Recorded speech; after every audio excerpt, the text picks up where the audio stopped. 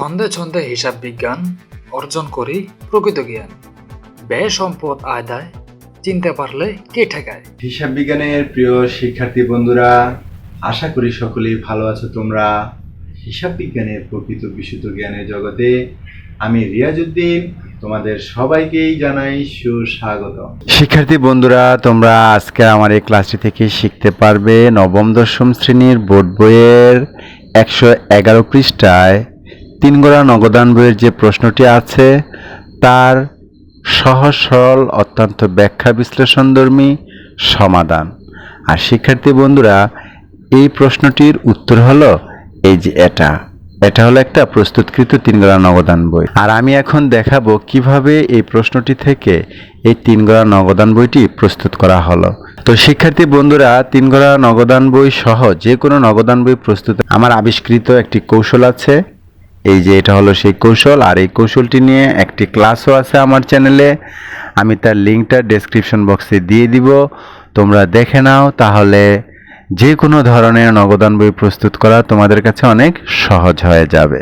প্রথমে শিক্ষার্থী বন্ধুরা, মার্চের 1 তারিখে নগদ উদ্বৃত্ত 18,000 টাকা এবং ব্যাংক জমাতিরিক্ত 3,000 টাকা, এটাকে আমরা 3 গড়া নগদান বইতে অন্তর্ভুক্ত করব। এই হলো 3 গড়া নগদান বইয়ের ছক। আর আমার পদ্ধতি হলো সর্বপ্রথমের জাবেদা করতে হবে। আর শিক্ষার্থী বন্ধুরা দেখো, এখানে বলেছে নগদ উদ্বৃত্ত। এই উদ্বৃত্তর ইংরেজি হলো ব্যালেন্স। এগুলোর কোনো জার্নাল হয় না। যেহেতু উদ্বৃত্তের ইংরেজি ব্যালেন্স, তাই এগুলোকে আমরা সর্বপ্রথম ব্যালেন্স বিডি নামে নগদের টাকা আমরা নগদের ঘরে লিখব। আর শিক্ষার্থী বন্ধুরা, এখানে বলেছে ব্যাংক জমাতিরিক্ত। এই ব্যাংক জমাতিরিক্ত হলো দায়, আর দায় হয় অলওয়েজ ক্রেডিট, তাই আমরা একে ব্যালেন্স বিডি নামে ক্রেডিট দিকে লিখব ব্যাংকের ঘরে। যদি এখানে বলতো ব্যাংক জমা, তাহলে এটাকে আমরা ডেবিট দিকে লিখতাম, কেননা ব্যাংক জমা হলো সম্পদ। মনে রাখবে, সম্পদ সর্বদা ডেবিট হয় আর দায় সর্বদা ক্রেডিট হয়। এরপর শিক্ষার্থী বন্ধুরা, মার্চ মাসের 3 তারিখে বলেছে ব্যাংকে জমা দান 5,000 টাকা, এটাকে আমরা 3 গড়া নগদান বইতে অন্তর্ভুক্ত করব। আর আমার কৌশল হলো আগের জাবেদা করতে হবে। এই লেনদেনটির জাবেদা হলো ব্যাংক হিসাব ডেবিট এবং নগদান হিসাব ক্রেডিট। তো শিক্ষার্থী বন্ধুরা, আমরা 3 গড়া নগদান বইতে এই যে দেখো নগদ, ব্যাংক এবং বাট্টাকে খুঁজবো। প্রদত্ত বাট্টা এবং প্রাপ্ত বাট্টাকে আমরা খুঁজবো। অর্থাৎ 3 গড়াতে আমরা 3টা জিনিসকে খুঁজবো, নগদ, ব্যাংক, বাট্টা। তো আমরা এই জাবেদাতে এখন খুঁজি এই 3টার কোনটা আছে। দেখো, ব্যাংকও আছে ডেবিটে, আবার নগদও আছে ক্রেডিটে। অর্থাৎ এই জাবেদায় ব্যাংকও আছে, নগদও আছে। আর আমরা এই ব্যাংকেও খুঁজবো, নগদকেও খুঁজবো। যেহেতু ব্যাংক ডেবিট, সেহেতু আমরা প্রথমে ডেবিট দিকেই লিখব মার্চের 3 তারিখে বিপরীত নামে, নগদান হিসাব নামে। যেহেতু ব্যাংক ডেবিট, তাই আমরা ডেবিট দিকে ব্যাংকের ঘরে লিখব। আবার শিক্ষার্থী বন্ধুরা দেখো, এখানে নগদান ক্রেডিট, তাই আমরা এই লেনদেনটিকে ক্রেডিট দিকেও লিখব বিপরীত নামে, ব্যাংক হিসাব নামে। যেহেতু নগদ ক্রেডিট, টাকা হবে নগদের ঘরে। তার মানে শিক্ষার্থী বন্ধুরা, এই মার্চ মাসের 3 তারিখে ব্যাংকে জমা দান 5,000 টাকা 3 গড়া নগদান বইয়ের ডেবিট দিকেও বসেছে, ক্রেডিট দিকেও বসেছে। এটা 2 গড়ারও একই রকম হতো। এইরকম ভাবে যে লেনদেনগুলো 2 গড়া এবং 3 গড়া নগদান বইয়ের উভয় দিকে বসে, তাদেরকে বলে কন্ট্রা এন্ট্রি। তাই কন্ট্রা এন্ট্রি বুঝাতে এই বিবরণের ঘরে এই যে হিসাব খাত, তার সামনে আমরা ক বা সি লিখে দিব। তো তোমরা যে কোনো একটা লিখবে। আমার পরামর্শ বাংলায় লিখো, আর ইংরেজি ভার্সন বা মিডিয়ামের স্টুডেন্টরা ইংরেজিতে লিখবে। আবার ক্রেডিট দিকে এটাকে ক বা সি লিখে দিতে হবে। এই ক বা সি দিয়ে বুঝায় এটা হলো কন্ট্রা এন্ট্রি। এবার শিক্ষার্থী বন্ধুরা, মার্চ মাসের 6 তারিখ সায়েমের কাছ থেকে 7,000 টাকা পাওনার পূর্ণ নিষ্পত্তিতে 6,800 টাকা প্রাপ্তি, এটাকে আমরা 3 গড়া নগদান বইতে লিখব। তার আগে আর জাবেদা করতে হবে। শিক্ষার্থী বন্ধুরা, এই লেনদেনটির জাবেদা হলো নগদান হিসাব ডেবিট আর দেনাদার হিসাব ক্রেডিট বা সায়েম হিসাব ক্রেডিট। এখানে দেনাদারের নামটা হলো সায়েম। তো দেখো, আমরা কিন্তু খুঁজছি নগদ, ব্যাংক, বাট্টাকে। এই যে দেখো, এই জাবেদা আমরা নগদকে ডেবিট দিকে পেয়েছি, তাই আমরা এই লেনদেনটিকে 2 গড়া হোক বা 3 গড়া হোক বা 1 গড়া হোক ডেবিট দিকেই লিখব বিপরীত নামে। টাকা হবে নগদের ঘরে, কেননা এই যে নগদ ডেবিট। তো শিক্ষার্থী বন্ধুরা দেখো, আমরা সায়েমের কাছে পেতাম 7,000, কিন্তু পেয়েছি কিন্তু 6,800 টাকা নগদ পেয়েছি। সেহেতু নগদের করে লিখেছি। যেটুকু পাবো সেটুকুই লিখবো, যেটুকু দিব সেটুকুই লিখবো। এখানে আমার পাওয়ার কথা ছিল 7,000, কিন্তু আমি পেয়েছি 6,800, তাই লিখেছি 6,800। আর এখানে আরেকটি কথা বলা হয়েছে, দেখো পূর্ণ নিষ্পত্তি। তোমরা একটু স্বাভাবিকভাবে খেয়াল করো, সায়েমের কাছে আমরা পাই 7,000, পেলাম 6,800 টাকা, তাহলে হিসাব মতে আরও 200 টাকা পাই। কিন্তু এখানে বলে দিয়েছে পূর্ণ নিষ্পত্তিতে পেয়েছি, তার মানে আর পাবো না। তাহলে গাণিতিকভাবে বুঝতেছি 200 টাকা পাই, কিন্তু কথায় বলতেছে আর পাবো না, পূর্ণ নিষ্পত্তি। এ থেকে বোঝা যায় আমি 200 টাকা ওকে মাফ করে দিয়েছি বাট্টা। আর এই বাট্টা মূল এন্ট্রিটা যেদিকে বসবে বাট্টাটাও সেদিকে বসবে। এই জন্য আমি শিক্ষার্থীদেরকে বলি, টান টানলে মাথা আসে। বাট্টার সূত্র মনে রাখবে, টান টানলে মাথা আসে, অর্থাৎ মূল এন্ট্রিটা যেদিকে বসবে বাট্টাটাও সেদিকে বসবে। এই 6 তারিখে মূল এন্ট্রিটা ডেবিট দিকে বসেছে, তাই বাট্টাও ডেবিট দিকে বসেছে। যদি এই মূল এন্ট্রিটা ক্রেডিট দিকে বসতো, বাট্টাও ক্রেডিট দিকের ঘরে বসতো। তাহলে বাট্টার সূত্র মনে রাখবে, টান টানলে মাথা আসে, অর্থাৎ মূল এন্ট্রি যেদিকে বসবে বাট্টা সেদিকে বসবে। এই জন্য বাট্টা নিয়ে আলাদা চিন্তা করবে না, কখনোই এক্সট্রা কোনো সময় নষ্ট করবে না বাট্টা নিয়ে চিন্তা করে। মার্চ 10, সুমির নিকট দেনা বাবদ 3,400 টাকার চেক প্রদান ও বাট্টা প্রাপ্তি 100 টাকা। এটাকে আমরা 3 গড়া নগদান বইতে লিখব। আর আমার কৌশল হলো আগের জাবেদা করতে হবে। এই লেনদেনটির জাবেদা হলো পাওনাদার হিসাব ডেবিট, ব্যাংক হিসাব ক্রেডিট। এখানে পাওনাদার হলো সুমি, তাই এখানে সুমি লিখলেও হবে, আবার প্রদেয় হিসাব লিখলেও হবে, পাওনাদার লিখলেও হবে। যাই হোক, আমি পাওনাদার লিখেছি। তো শিক্ষার্থী বন্ধুরা, আমি জাবেদা করেছি হলো এই মূল এন্ট্রিটার, বাট্টার না। এর কারণ 3 গড়া নগদান বই করার ক্ষেত্রে বাট্টা নিয়ে একেবারেই তোমরা আলাদা কোনো চিন্তাই করবে না, সময় নষ্ট করবে না। মূল এন্ট্রিটা যেদিকে যাবে বাট্টা সেদিকে যাবে, তাই আমরা শুধু মূল এন্ট্রিটা নিয়ে ভাববো। তাহলে এই যে দেখো, মূল এন্ট্রিটার জাবেদা হলো পাওনাদার ডেবিট, ব্যাংক হিসাব ক্রেডিট। এই যে ব্যাংক ক্রেডিট হয়েছে, তাই লেনদেনটিকে আমরা ক্রেডিট দিকেই লিখব। টাকা হবে ব্যাংকের ঘরে, কেননা জাবেদায় ব্যাংক ক্রেডিট। যদি নগদ ক্রেডিট হতো তাহলে নগদের ঘরে টাকা লিখতাম। এই যে 3,400 টাকা। আর যেহেতু মূল এন্ট্রিটা ক্রেডিট দিকে বসেছে, ঠিক এই যে 100 টাকা বাট্টা, তার সামনে বসে যাবে বাট্টার ঘরে। বাট্টার সূত্র, কান টানলে মাথা আসে। মূল এন্ট্রি যেদিকে যাবে বাট্টা সেদিকে যাবে। একেবারে ভেরি সিম্পল একটা সমাধান। এবার শিক্ষার্থী বন্ধুরা, মার্চের 14 তারিখে বলেছে ব্যক্তিগত প্রয়োজনে নগদ উত্তোলন 500 টাকা। এটাকে আমরা 3 গড়া নগদান বইতে লিখব। আর আমার সূত্র হলো আগের জাবেদা করতে হবে। এই লেনদেনটির জাবেদা হলো উত্তোলন হিসাব ডেবিট, নগদান হিসাব ক্রেডিট। দেখো, আমরা নগদকে খুঁজছি, যেহেতু নগদ ক্রেডিট, তাই লেনদেনটিকে আমরা ক্রেডিট দিকে লিখব। শুধু নামটা হবে বিপরীত, উত্তোলন হিসাব, টাকা হবে নগদের ঘরে, কেননা নগদ ক্রেডিট। যদি ব্যাংক ক্রেডিট হতো তাহলে টাকা ব্যাংকের ঘরে হতো। এবার শিক্ষার্থী বন্ধুরা, মার্চের 16 তারিখে বলেছে পণ্য বিক্রয় 12,000 টাকা। এটাকে আমরা 3 গড়া নগদান বইতে লিখব। তার আগে এর জাবেদা করতে হবে। এই লেনদেনটির জাবেদা হলো নগদান হিসাব ডেবিট, বিক্রয় হিসাব ক্রেডিট।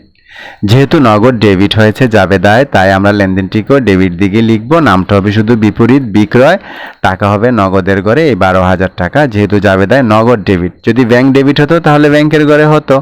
Very simple. এরপর শিক্ষার্থী বন্ধুরা, মার্চের 18 তারিখ বলেছে 8,000 টাকা মূল্যের পণ্য 5% বাট্টায় ক্রয়। এটা শিক্ষার্থী বন্ধুরা 3 গড়া নগদান বইতে লেখার আগে জাবেদা করতে হবে। আর এই লেনদেনটির জাবেদা হলো ক্রয় হিসাব ডেবিট, নগদান হিসাব ক্রেডিট।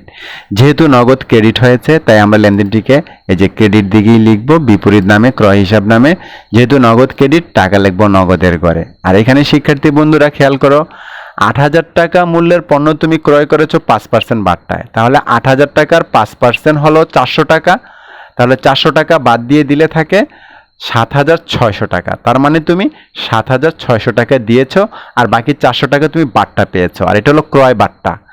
আর ক্রয় বাট্টা হলো কারবারি বাট্টা। ক্রয় বাট্টা এবং বিক্রয় বাট্টা নগদান বইতে লিপিবদ্ধ হয় না, তাই আমি এই বাট্টাটাকে এখানে লিখলাম না। তোমরা খেয়াল রাখবে, ক্রয় করার সময় এবং বিক্রয় করার সময় যে বাট্টা, সেই বাট্টাই নগদান বইতে কেন, হিসাব বিজ্ঞানের কোথাওই লিপিবদ্ধ হয় না। যাই হোক শিক্ষার্থী বন্ধুরা, এই ক্রয় বাট্টা, বিক্রয় বাট্টা সহ সব ধরনের বাট্টা নিয়ে অত্যন্ত চমৎকার ব্যাখ্যা বিশ্লেষণমূলক আমার কিছু ক্লাস আছে।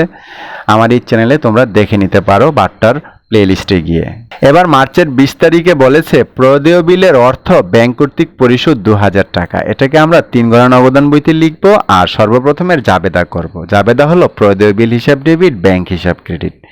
দেখো ব্যাংক ক্রেডিট হয়েছে, তাই আমরা লেনদেনটিকে ক্রেডিট দিকেই লিখবো বিপরীত নামে, এই যে প্রদেয় বিল হিসাব নামে টাকা লিখবো ব্যাংকের ঘরে, কেননা জাবেদায় ব্যাংক ক্রেডিট হয়েছে। মার্চ 24 500 টাকা বার্তা মঞ্জুর করে আরিফের নিকট হতে 6500 টাকার চেক প্রাপ্তি। এটাকে আমরা 3 গণা নগদান বইতে লিখবো শিক্ষার্থী বন্ধুরা। তার আগে আর জাবেদা করতে হবে। জাবেদা হলো ব্যাংক হিসাব ডেবিট, দেনাদার হিসাব ক্রেডিট। দেখো শিক্ষার্থী বন্ধুরা, ব্যাংক ডেবিট হয়েছে, তাই লেনদেনটিকেও আমরা নগদান বইয়ের ডেবিট দিকে লিখবো বিপরীত নামে, যে দেনাদার হিসাব নামে। এখানে শিক্ষার্থী বন্ধুরা দেনাদারের পরিবর্তে তোমরা আরিফ লিখলেও হবে বা প্রাপ্য হিসাব লিখলেও হবে। যাই হোক, দেখো জাবেদায় ব্যাংক ডেবিট, তাই টাকা আমরা ব্যাংকের ঘরে লিখবো। এই যে মূল টাকাটা লিখবো, যে টাকা পেয়েছি 6500 টাকা। আর আমি বলেছি মূল এন্ট্রিটা যেদিকে যাবে এই বারটাও সেদিকে যাবে, তাই এই যে বারটা 500 টাকা এটা তার সামনে লিখে দিব। বারটা লেখার সূত্র হলো কান টানলে মাথা আসে। বারবার বলছি মূল এন্ট্রি যেদিকে যাবে বারটাও সেদিকে যাবে। বারটা নিয়ে অযথা ভেবো না, অযথা মাথা খারাপ করো না। মার্চ 30 ব্যাংক সুদ ধার্য করো 400 টাকা। এটাকে আমরা 3 গণা নগদান বইতে লিখবো। তার আগে জাবেদা করতে হবে। এটাই হলো আমার আবিষ্কৃত কৌশল। আর এই লেনদেনটির জাবেদা হলো ব্যাংক সুদ হিসাব ডেবিট, ব্যাংক হিসাব ক্রেডিট।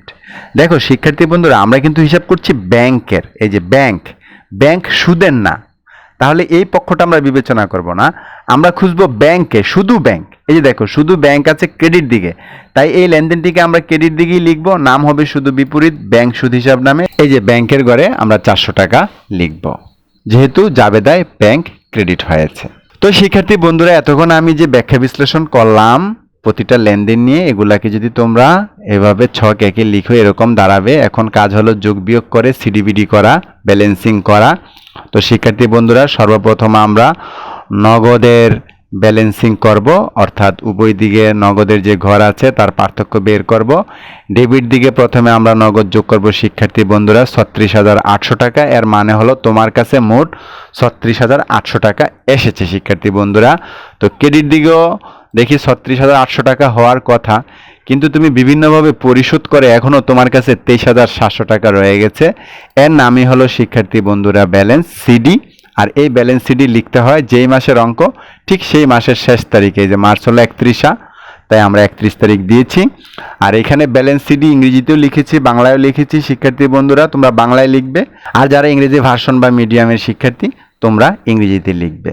অতঃপর শিক্ষার্থী বন্ধুরা, এই যেই টাকাটা সিডি হয় ঠিক সেটা আবার পরবর্তী মাসের 1 তারিখে ব্যালেন্স বিডি নামে লিখতে হয়। তাহলে দেখো আমাদের মার্চ মাসের অঙ্ক, মার্চ 31 তারিখে সিডি, ঠিক তার পরের দিন বা পরের মাসের 1 তারিখে এপ্রিল 1 ব্যালেন্স বিডি নামে আমরা ওই সিডি যত টাকা বিডি তত টাকা লিখব। তো এটা গেল নগদের ঘরের সিডি এবং বিডি বের করা। এবার আমরা ব্যাংকেরটা করব। ব্যাংকের ডেবিট দিকের যোগফল 11,500। এর অর্থ হলো তোমার মোট ব্যাংকে জমা হয়েছে 11,500 টাকা। তো দেখি 11,500 টাকা ক্রেডিট দিকে আছে কিনা। তো আমরা দেখব যে না, বিভিন্নভাবে পরিশোধ করে এখনও আমার ব্যাংকে জমা আছে 2,700 টাকা। এটাই হলো সিডি, ব্যালেন্স সিডি লিখতে হয় চলতি মাসের শেষ তারিখে, যা আগেই লিখে রেখেছি। এই যে যেটা সিডি ঠিক অনুরূপভাবে নগদের মতো সেটা ব্যালেন্স বিডি হবে পরবর্তী মাসের 1 তারিখে। আর শিক্ষার্থী বন্ধুরা, নগদের ঘরের এবং ব্যাংকের ঘরের এরকম ব্যালেন্সিং হয়, যোগ বিয়োগ করে উভয় দিকের পার্থক্য বের করা হয়, কিন্তু বাট্টার ঘরে হয় না। আমরা ডেবিট দিকের মোট বাট্টা যোগ করে দিব এবং ক্রেডিট দিকে মোট যোগ করে দিব। এদের ব্যালেন্সিং হয় না, এর কারণ এরা আলাদা খতিয়ানের উদ্বৃত্ত হিসেবে বিবেচিত হয়। তাছাড়াও যদি আমি তোমাদেরকে একটু বলি, দেখো এটা হলো প্রদত্ত বাট্টা, অর্থাৎ আমি দিয়েছি, আর এটা হলো প্রাপ্ত বাট্টা, এটা হলো আমার আয়, আর এটা হলো আমার ব্যয়। দুইটা এক জিনিস নয়, কিন্তু নগদ আমার সম্পদ, এই নগদও আমার সম্পদ, তাই দুইটা পরস্পর তুলনাযোগ্য। আবার এই যে ব্যাংক শিক্ষার্থী বন্ধুরা, মানে ব্যাংক জমা, এটা আমি ব্যাংকে জমা দিয়েছি, আর এটা হলো আমি ব্যাংক থেকে তুলে এনেছি।